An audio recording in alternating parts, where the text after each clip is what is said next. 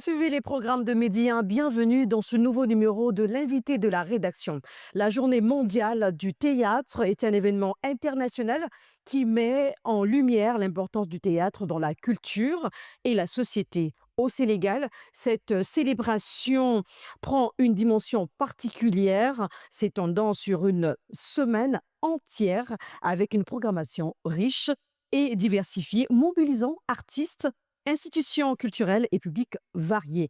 Cette période est l'occasion de célébrer la richesse du théâtre sénégalais, de promouvoir les talents locaux et d'encourager la réflexion sur les enjeux sociétaux à travers l'art théâtral.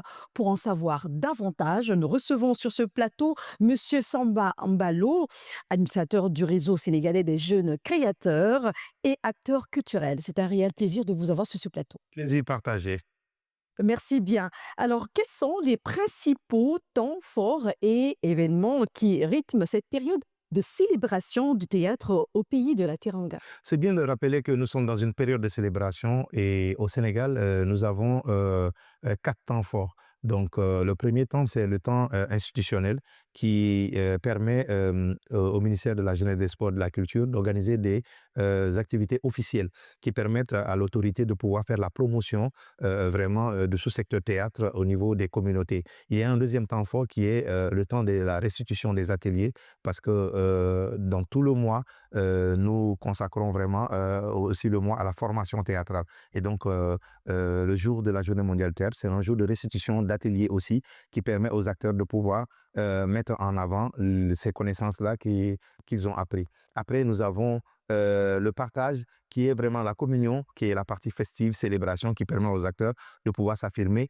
en plus des spectacles. Et donc, les spectacles sont aussi des temps forts qui permettent vraiment au public de pouvoir communier avec les acteurs directement sur la scène. Et comment cette semaine dédiée à l'art théâtral contribue-t-elle à la promotion des artistes et des troupes locales? La semaine permet déjà artistiquement de pouvoir proposer des contenus nouveaux parce que nous savons que l'année souvent est assez compliquée et chargée pour les compagnies. Pendant la célébration de la Journée mondiale du théâtre, on permet aux compagnies de pouvoir présenter le nouveau produit au niveau du grand public. Et donc ça fait partie aussi des éléments qui participent à la promotion des troupes. Aussi, on essaie de découvrir de nouvelles compagnies durant la célébration de la Journée mondiale. Donc, ça permet à des troupes qui sont à l'intérieur du pays de pouvoir voyager au niveau national et de pouvoir participer aux grandes festivités et donc d'être plus exposés au grand public. Et en plus de la médiatisation, je pense que la célébration permet aussi de faire un focus sur l'art théâtral et de sensibiliser le maximum de public à venir voir les spectacles durant toute l'année. Et le théâtre sénégalais a une forte tradition orale et sociale. Comment cette tradition s'intègre-t-elle dans les formes modernes de mise en scène? Aujourd'hui, notre théâtre sénégalais est beaucoup façonné, c'est vrai, par la tradition orale, parce que quand vous voyez aujourd'hui les grandes créations, les grandes productions que nous avons, que ce soit celle du Théâtre national d'Alain Sorano, que ce soit celle des compagnies de théâtre populaire, nous avons une forte présence de mythes, d'épopées, mais aussi de la présence, par exemple, de personnages symboliques comme le griot. Et les chants populaires, ces mythes que nous avons, ces histoires-là que nous avons du XVIIe, XVIIIe siècle, elles sont encore très fortement représentées au théâtre. Et il y a aussi, ces 10 dernières années, l'essor des costumes d'époque. Et donc, ces costumes d'époque-là nous permettent aussi de nous replonger dans cette identité-là d'une certaine époque, surtout de la période des résistances. Exactement, des artistes du Centre culturel Blaise Senghor ont célébré la Journée mondiale du théâtre avec une fusion de danse et de théâtre sous le thème «Et si la danse était du théâtre?» Et vice-versa, hein, selon vous, la danse est-ce du théâtre ou encore le théâtre est-ce la danse? Je pense que ce qui est important, c'est que dans l'art théâtral africain, globalement, nous sommes dans une conception globale de l'art. Quand vous voyez des événements artistiques comme le Ndeup dans les communautés Lebou, le Kankourang, le Khoy chez les Sérères, nous avons, ou même chez les Bantous, nos représentations en réalité artistique sont des fusions. Nous avons de la percussion, nous avons de la danse, nous avons du chant, nous avons de l'interprétation. C'est avec voilà, un temps que nous avons un peu séparé ces différents arts-là, mais nous sommes dans la fusion. Et donc pour nous, c'est aussi un moyen au niveau du Centre culturel Blaise Senghor de montrer qu'en réalité tout est expression. Et donc la danse est quelque part du théâtre, le théâtre est quelque part de la danse, parce qu'on part non seulement du mouvement, euh, quelques rares fois on arrive à donner des mots, parce qu'en réalité le langage corporel il est plus universel que ce qui sort de la bouche. Et donc c'est aussi le travail que nous essayons de faire pour dire que nous sommes vraiment dans la décennie de la fusion artistique. C'est vraiment l'avenir de l'art. Et quels sont les défis majeurs auxquels sont confrontés les acteurs du théâtre sénégalais, que ce soit en termes de financement, de formation ou encore de diffusion? Le théâtre n'est pas soutenu au Sénégal, il n'est pas accompagné. Quand on dit ça, Assez soutenu peut-être? euh, il n'est pas du tout soutenu. Parce que nous avons beaucoup de fonds qui sont dédiés à d'autres expressions, mais pas au théâtre. Le théâtre n'a pas de fonds dédiés. Nous avons un fonds de développement des cultures urbaines, nous avons un fonds d'aide à l'édition, un fonds du cinéma, etc. Nous n'avons pas de fonds du théâtre. De théâtre et de la danse, bien sûr. Donc, le spectacle vivant en tant que tel n'a pas de fonds. Et donc, ça, c'est le premier soutien. Nous savons que partout dans le monde, le théâtre est un art subventionné parce qu'il n'est pas économiquement rentable dans les pays comme les nôtres qui ne bénéficient pas d'infrastructures adaptées. Et donc, quand les gens n'ont pas la possibilité d'aller voir le théâtre dans des conditions vraiment acceptables, on ne peut pas développer une économie en réalité. Et donc, ce théâtre-là doit être soutenu. Et on a besoin aujourd'hui de beaucoup de métiers. Nous n'avons pas de scénographes, par exemple, au Sénégal bien formés. Nous n'avons pas de créateurs lumière disponibles. Nous n'avons pas. Donc, au moins, il y a au moins une vingtaine de métiers qui n'existent même pas dans le théâtre sénégalais.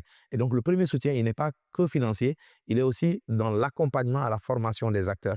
Et c'est à ce titre-là qu'on trouve que vraiment, voilà, le théâtre a besoin d'un accompagnement assez conséquent. Justement, quelle est l'implication de l'État et des institutions culturelles dans le soutien à la scène théâtrale? Aujourd'hui, l'État est juste le réceptacle des productions théâtrales à travers ces espaces, en réalité. Donc, les centres culturels régionaux que nous avons sont presque les seuls espaces que nous avons dans les régions du Sénégal pour pouvoir diffuser des espaces comme le Théâtre national, le Grand Théâtre national, la place de Souveraine, quelques espaces. Et donc, l'État, aujourd'hui, se positionne comme juste, voilà, un réceptacle des spectacles. Donc, l'État ne produit pas, donc les acteurs produisent, les acteurs font circuler les spectacles, les acteurs vont chercher les moyens à l'extérieur, mais l'État ne reçoit que les spectacles. Donc, c'est aussi quelque part un accompagnement parce qu'on bénéficie de ces espaces-là, mais encore, l'État peut mieux faire. Et quelles sont aujourd'hui les grandes tendances du théâtre au Sénégal en termes de thématique et d'esthétique? Aujourd'hui, nous sommes plus plongés sur l'époque de la résistance. Ça revient beaucoup, surtout dans le théâtre populaire. Je pense que l'avènement du nouveau régime a aussi beaucoup favorisé, surtout cette année, ou ces dernières années, les événements au Sénégal ont aussi inspiré les acteurs du théâtre.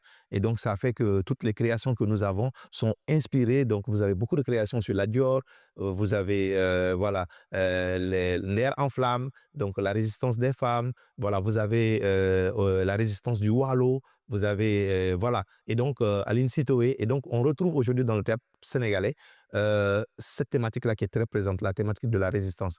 On parle beaucoup aussi d'immigration parce que ces 10 dernières années, vraiment, avec la ruée vers l'Occident, nous avons beaucoup d'immigration développée sous différentes formes. En termes d'esthétique, on est aujourd'hui vraiment dans la fusion.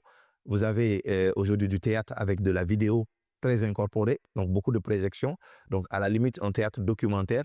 Nous avons aussi au plan esthétique un théâtre très lyrique avec le chant qui est très présent. Et donc, ça permet vraiment d'entrer dans une ère de théâtre total, mais tiré vers la comédie musicale. Et donc, esthétiquement, on a vu Youssou N'Dour avec son spectacle Birima. Voilà. Donc, on a tendance aujourd'hui à aller vers de la comédie musicale esthétiquement. Et justement, comment relever ces défis pour permettre une professionnalisation des acteurs du théâtre afin que ces derniers puissent aussi vivre de leur art? C'est d'abord, il faut créer des centres dramatiques au niveau des régions.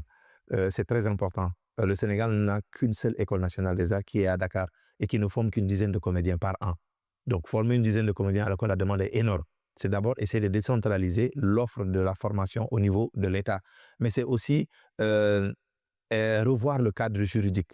Aujourd'hui, le théâtre sénégalais fonctionne sur un modèle associatif. Et si on veut vraiment avoir une économie, il faut que les troupes puissent se structurer et devenir des entreprises culturelles. C'est à ce titre-là, on a besoin de changer la législation pour créer un cadre juridique spécifique pour l'activité On théâtre. va terminer avec cette question. Y a-t-il un engouement du public pour le théâtre au Sénégal? Quelles initiatives permettent d'attirer davantage les spectateurs? Avec les diffusions que nous faisons un peu dans les centres culturels et dans beaucoup d'espaces, nous voyons qu'il y a un engouement. Le public sénégalais répond toujours présent.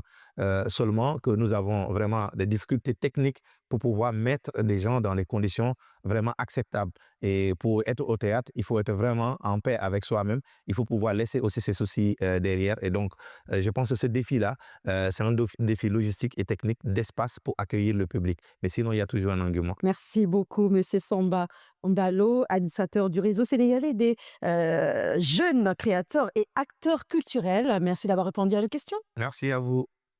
C'est la fin de cette émission. Merci de l'avoir suivi. On se retrouve très bientôt sur Média, la panafricaine. Surtout, ne changez pas de fréquence et à très bientôt.